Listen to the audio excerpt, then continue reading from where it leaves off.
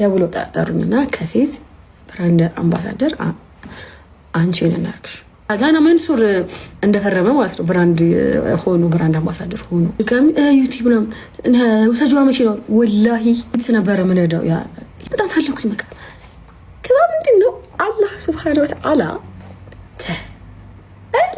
እኔ ግን አላጠበቅኝ ይሄኔ ታስሬ ነበር ላይቭ የለም ቢሪል ፒንክ ቲሸርት የለም። አሰላሙ አለይኩም ወራህመቱላሂ ወበረካቱ ዲ ቻናላችን ቤተሰቦች እንዴት ናችሁልን? ዛሬ በአዲስ ቪዲዮ መጥቻለሁ። ለዛሬ ጀላችሁ የመጣሁት ቪዲዮ አነጋጋሪዋ ቲክቶከር ዩቲናስ ከከባድ አደጋን የተረፈችው ምንድነው የምትሉ ከሆነ ለሌሎችም ኮንተንት ክሬተር ስለሚጠቅም ማስተማሪያም ስለሆነ እስከመጨረሻው ድረስ የምትከታተሉ ከሆነ የምታዩኑ የሚሆነው ሌሎችም ምርጥና አስተማሪ ቪዲዮዎች አሉ። ታዲያ እንደተለመደው ቪዲዮ ላይክ በማድረግ እንድጀምሩ ጋብዛለሁ። ይህ ቪዲዮ እንዲዳረስ ደግሞ ሼር አድርጉ። ለዚህ ቻናል አዲስ ከሆናችሁ ሰብስክራይብ ማድረግ አይረሳ። በቀጥታ ወደ ቪዲዮ እናትን ስም ለማንም አትንገር። ቀበሌ እኮ ይጠይቃል ጋሽ እዛ መግሪሽንም ይጠይቃል።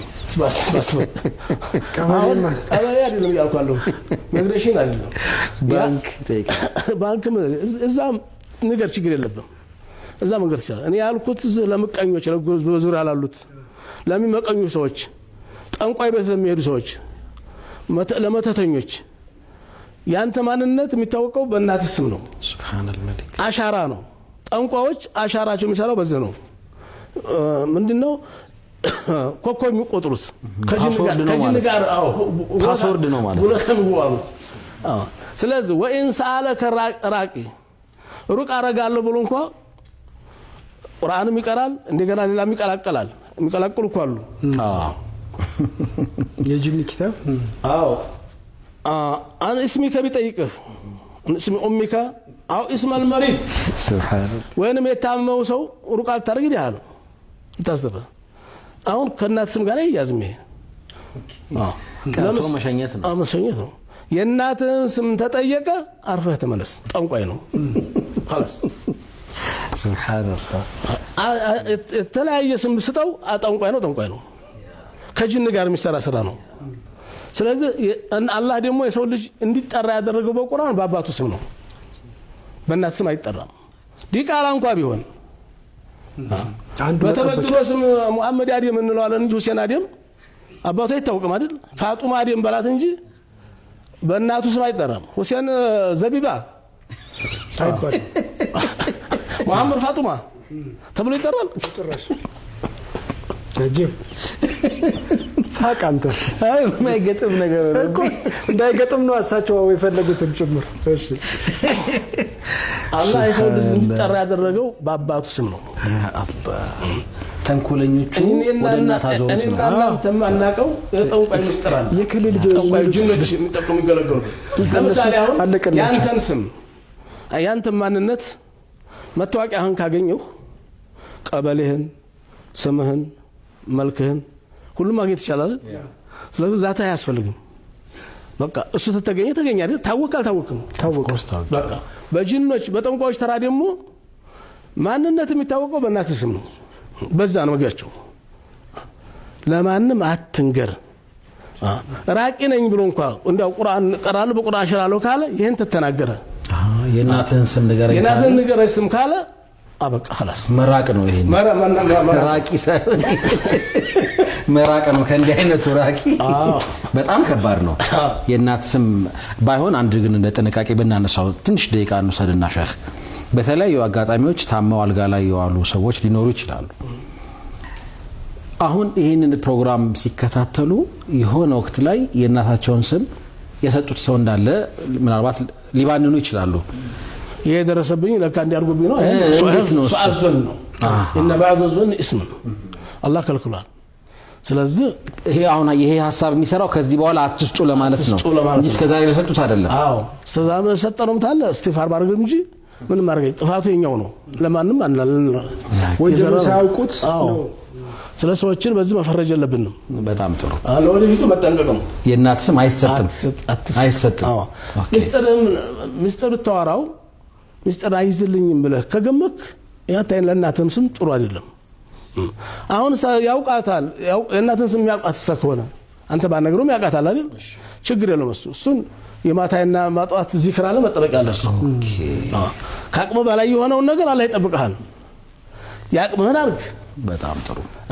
በርህን ዝጋ ፈተወከል አለላህ ስለዚህ አንተ የበኩልህን ጥንቃቄ ካረክ ከዛ ያለፈው እንደማ ላይ ይጠብቀሃል ለዚህ ስጋት መጋለጥ የለብንም ስለዚህ ሳሂሮች እና ጠንቋዮች አጠቃላይ ድግምት ላይ ጥንቆላ ላይ ያሉ አካላት ከጂኒ ጋር ተመሳጥረው ለመስራት አንድን ሰው ለማድከም መተተኞች ማርተኞች ሳሂሮች ጠንቋዮች ከናት ስም ጋር ነው ስራቸው በተለያየ ስም ተጠሩ እንጂ ያ አላህ ይሄንን ነገር እጅግ በጣም መጠንቀቅ እንዳለብን ነው እንግዲህ እንደሰማችሁት ነው የእናታችን ስም አንድ ሰው ከጠየቀን ለህክምና ሄደን ሊሆን ይችላል ወይ ባህላዊ መንፈሳዊ ህክምናዎች ሄደን ሊሆን ይችላል ወይንም ደግሞ ዝም ብሎ ከመሬት ተነስቶ አንድ ሰው የእናታችንን ስም ከጠየቀን መጠንቀቅ አለብን ዝም ብለን መናገር የለብንም አስቸኩ ወሳኝ ለሆኑ ጉዳዮች ካልሆኑ በስተቀር እንደዚህ እንደ ቀበሌ እና ኢሚግሬሽን ምናምን ስም መስጠት ግዴታ የሆነበት ቦታ ካልሆነ በስተቀር አንድ ሰው የእናት ስም ብሎ ከጠየቀ ብለ ጠርጠር ማለት አለብን ቆም ብለን ማሰብ አለብንና መጠንቀቅ አለብን ከዚህ በፊት ለሰጠነው እንግዲህ አላህ ይጠብቀን ከዚህ በኋላ ግን ለሚጠይቁን በጣም ጥንቃቄ ማድረግ አለብን በዚህ አጋጣሚ ግን ተጠይቃችሁ ታውቃላችሁ ምታስተውሱ ካለ ኮሜንት ላይ ጻፉልኝ ማግባት የምትፈልገው ሰው አለ ትውውቃላት ዘመናችንን ማወቅ አለብን ቻትም ያረጋሉ ይደዋወላሉ አንዳንዴም ይገናኛሉ እውነታው መነጋገር ስላለብን እና ወደ ኒካ መምጣት ሲፈልጉ ለአባት ይነገራል መነገር ብቻ ሳይሆን ሽማግሌ ይላካል አባትየው ሽማግሌ ሲላክ እስቲ ከ5 ወር በኋላ እናስብበትና ከ5 ወር በኋላ እስቲ እንግዲህ ምን መቸኮል ያስፈልግ ማለት እንደ ከ5 ወር በኋላ ተመልሳችሁ ነው ይላል ከ5 ወር በኋላ ተመልሳችሁ ነው ከማለት በፊት የኔ ሴት ልጅ ለልጁ ያላት ፍላጎት ምን ያህል ነው የሚለው ማወቅ ያስፈልጋል አንድ መመርመር ያስፈልጋል ሁለተኛ ልጁ ማን ነው የሚለው ነገር ማጥናት ያስፈልጋል ኦኬ ማወቅ ያስፈልጋል ከዛ የኔ ሴት ልጅ እና የከሌ ልጅ ያላቸው ግንኙነት ርቀቱ ምን ያህል ድረስ ነው የሚለው መረዳት ያስፈልጋል ምክንያቱም በ5 ወር ብሎ አባት ሰጥቶ በ5 ወር ውስጥ እነሱ ሌላ ታሪክ ውስጥ ናቸው ያሉት ያ ማለት አንዳንድ ጊዜ ሳናስበው ልጆቻችን ወጣቶቻችን ወንጀል ውስጥ እንዲወድቁ ሐራም ውስጥ እንዲወድቁ እኛው ነው ድሉ የምናመቻቸው 5 ወር ቢላ አለክ ለምንድን ነው 5 ወር የሚደረገው አንዳንድ ጊዜማ በዚህኛው ረመዳን ከጠየቁ እስቲ በሚቀጥለው ረመዳን ረጋ ብለን አስበንበት የሚቀጥለውንም ረመዳን አላህ ካደረሰን ጾመን ከዛ ውሳኔ እናሳጣቸዋለን ኖ ዌይ በፍጹም እንግዲህ አንድ ልጅ ለሴት ልጃችሁ እሷ ላገባት ፈልጋለሁ ብሎ ሽማግሌ ከላከ እንግዲህ በዚህን ጊዜ ሽማግሌ የሚልክኮ በጣም ቁም ነገረኛ ሰው ነው አይደለ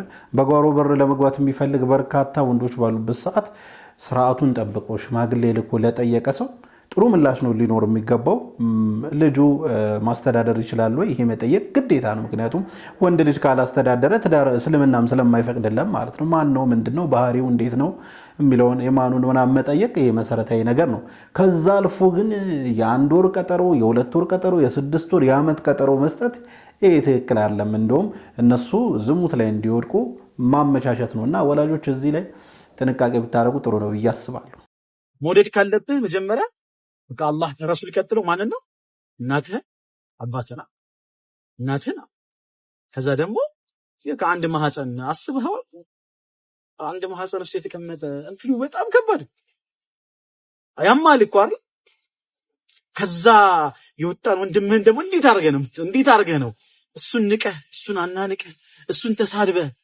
ምናምን መውጣት እሱን አስቀየመህ ምናምን መውጣት ይቆጫል ሳታስበው ነገር ምን ነው እንዲህ ባላል አንዳንድ ሰው እኮ ሲለይ ምን አለ አስቀይሞኝ በነበረ ምናምን ብለህ የምትመኘው ሰው አለ ውስጥ ያለው ሐዘን እንዲወጣልህ እና ወላይ ለቤተሰብ ለእናት ለአባት በጭራሽ ምን ነገር ተው ሱና ሰላት እንኳን አላህ ከሱ ሐቅ ይቀጥልኮ ሱና ሰላት እንኳን ከሐረምክ ማቆም በዚህ ደረጃ ነው ኡፍ የምትባለውና ቀላልውን ቃል እቺ በጣም ቀላልውን ግን አኺራን የምታበላሽ ቃል እንኳን እንዳትጠቀም ነውና በትክክል ወላሂ ለቤተሰቦቻችን እጅግ በጣም ክብር ሊኖረን ይገባል ፍቅር ሊኖረን ይገባል ለቤተሰቦቻችን ክብር ከሌለን ፍቅር ከሌለን ለራሳችንም ክብር አለን ብዬ አላስብም ሌላውንም ሰው አናከብርም ሌላውንም ሰው አንወድም አንዳንዴ ነው በጣም የሚገርመኝ ከቤተሰቦቻችን ጋር ልክ ሳንሆን ምናምን ነገር ከዛ በኋላ ውጪ ላይ ጥሩ ሰው ለመምሰል የምናስመስለው ነገር ይሄ ትክክል አይደለም በቃ የሚጣረስ ነገር ነው ምክንያቱም ሁሉም ነገር የሚጀምረው ከቤት ነው አንድ ሰው እኮ ትክክለኛ ማንነቱን ሊመሰክርለት የሚችለው ቤተሰቦቹ ወይ ባለቤቱ ከዛም ቀጥሎ ጎረቤት ነው ስለሱ ማንነት በስንስራት ሊመሰክር የሚችለው ማለት እና ቤታችን ውስጥ በጣም በጣም ፍቅር ክብር ልናኖር ይገባል። ቤተሰቦቻችን ስንወድ ነው ራሳችንን የምንወደው ሌሎችንም የምንወደው የምናከብረውና ለቤተሰቦቻችን ትልቅ ፍቅር ሊኖረን ይገባል። አላህ ይጠብቅልን ቤተሰቦቻችን። አብሽሩ አላህ ምህረቱ ሰፊ ነው። አላህ የሚመረው እነዛ የተገዙትን ሰዎች ብቻ ከሆነ ወደ ማን መለሳል? እንደኔ ያለው ወንጀለኛ እንደኔ ያለው ደካማ እንደኔ ያለው ያጣ የገረጣ መናጢ ደሃ ወደ ማን ይመለሳል? አላህ እንደኛ አይደለም። አላህ እንደሰው አይደለም። አላህ ይምራል። አብሽሩ አላህ ይተዋል። አላህ ያልፋል። አላህ ይተዋል። አላህ ሲተው ደረጃ አለ። የላይኛውን ደረጃ መተው ይተውልን። አሚን አሚን። ወላሂ የአላህ ሱብሓነሁ ወተዓላ ገፋር የሆነ ጌታ ነው። ወንጀልን በሙሉ የሚምር ወንጀልን በሙሉ የሚያብስ ጭራሽ ወንጀላችንን ወደ ሐሰናትም የሚቀይርልን ጊዜ አላህ ሱብሓነሁ ወተዓላ እና አላህ ሱብሓነሁ ወተዓላ የሰራነውን ወንጀል በሙሉ ወደ ሐሰናት ይቀይርልን። ምናልባት ወንጀል ውስጥ እየተጨማለቀን በቃ ከዚህ በኋላ አላህን በዚህ ልክ እያመጽኩት እንዴት አላህ ይመረኛል ብለን እያሰበን ያለን ሰዎች ካለን መታረም አለበት፣ መስተካከል አለበት። አላህ መሐሪ የሆነ ጌታ ነው። ከኔ እዝነት ተስፋ እንዳትቆርጡ ብሎናል። ከአላህ እዝነት እንዴት ተስፋ ይቆረጣል? በፍጹም ተስፋ አንቆርጥም። አሁን ወስዳችሁ ቪዲዮ ወደ መጨረሻው ቪዲዮ ነው። ይህ ቪዲዮ እንግዲህ አነጋጋሪዋ ቲክቶከር ዩቲናስ ከባድ ችግር ውስጥ ለጥቂት ገብታ ነበር። ከሰሞኑን እየተወራ ያለውን የምታስታውሱ ከሆነ እነ መንሱር ጀማል እና አርቲስት ሰለሞን ቦጋለ እነ ሰራዊት ፍቅሬ የታሰሩበት የፊንቴክ ኢንቨስትመንት እንግዲህ ከእሷ ጋር የስፖንሰርሺፕ አቅርቦት ጥያቄ አቅርበውላት ነበር። የብራንድ አምባሳደር ናት። እስቲ ቪዲዮን እንመልከትና ከዚያ ራሳችን ሀሳብ አስተያየት እንሰጥበታለን። ደውሎ ጠሩኝና ከሴት ብራንድ አምባሳደር አንቺን እናርክሽ መኪና ሶንግ ፕላስ ኢማጂን ወላሂ ላዚም ማለት ነው። እኔ ሶንግ ፕላስ ተሰጥቶኝ በትንሽ ክፍያ ሰጥተውኝ ምናምን ወላሂ ከዛ እንደእንደለው ከዛ ወደ ቤት የገባው ከዛ ደውለው ድጋሚ ዩቲዩብ ነው ወሰጂዋ መኪናው ወላሂ ወሰጂዋ መኪናው ምናምን ቤትስ ነበረ ምን ሄደው ያኔ ቤትስ ነበረ የኪራይ ቤትስ ናት ምናምን በጣም ፈለኩኝ። በቃ ከዛ ምንድነው አላህ ሱብሃነሁ ወተዓላ እንግዲህ ምንድነው ሻው ማለት የምችለው ነገር አይ ከዛ ተኳቸው በቃ በቃ አልሰራ ፈቃደኛ አይደለም። ድሮ እኮ ነው ባይዘው ጋና መንሱር እንደፈረመ ማለት ነው ብራንድ አምባሳደር ሆኖ እና ከሴት ደግሞ አንቺ ብለው በቃ ይቅርብኝ ነው ያልኩ። ወላሂ ለአዚ ምንድነው ሻው ማለት የምችለው አላህዬ ብቻ ያቅልላችሁ። ሳስበው ደግሞ ብዙ ሊካበድም ይመስለኛል እኔ አላውቅም፣ ግን በቃ አላህ ያቅልላችሁ። የተበሉትን ብራቸውን አላህ ይመልስላችሁ። እኔ ግን አላጠበቅም። ይሄኔ ታስሬ ነበር። ላይቭ የለም ምን የለም፣ ፒንክ ቲሸርት የለም፣ ፒንክ ሻርፕ የለም፣ ፒንክ ላምባዳ ማለት ነው። ፒንክ ላምባዳ የለም፣ ፒንክ ቻፕስቲክ የለም። አላህን የጠበቀኝ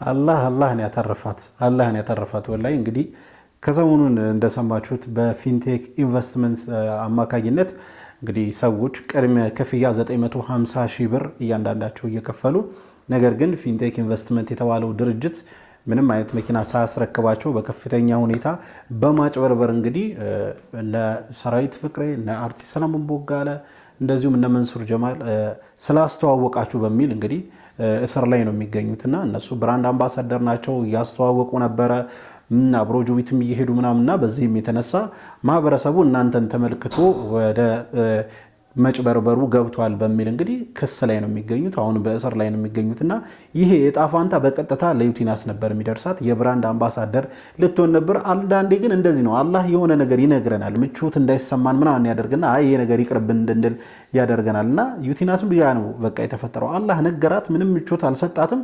ከዛ ተወጩ እሷ ያኔ መኪናም አልነበራትም፣ በኪራይ መኪና ምናምን ነበር የምትንቀሳቀሰው። እንደሰማችሁ ከሆነ ትልቅ መኪና ነው ሊሰጣት የነበረው። ነገር ግን አላህ ሲያተርፋት ይህንን የብራንድ አምባሳደርነት እምቢ ማለቷ ያው አሁን ጠቅሟታልና እንግዲህ የታሰሩትም አላህ ያቅልላቸው፣ እንደዚህም የተጭበረበሩትም ደግሞ አላህ Subhanahu Wa Ta'ala ሐቃቸውን ይመልስላቸው ነው ማለት ፈልገው። ለማንኛውም ለዛሬ ጀላችሁ የመጣው ቪዲዮ ይህን ይመስል ነበር። ቪዲዮን ከወዳችሁ እንደተለመደው ሁላችሁም ላይክ አድርጉ። ይህ ቪዲዮ እንዲዳረስ ደግሞ ሼር አድርጉ። ለዚህ ቻናል አዲስ ከሆናችሁ ሰብስክራይብ ማድረግ አይረሳ። የደወል ምልክቷን ይጫኑ። ኢንሻአላህ በቀጣይ በአዲስ በቆንጆ ቪዲዮ እስከምንገናኝ ወሰላሙ አለይኩም ወራህመቱላሂ ወበረካቱ።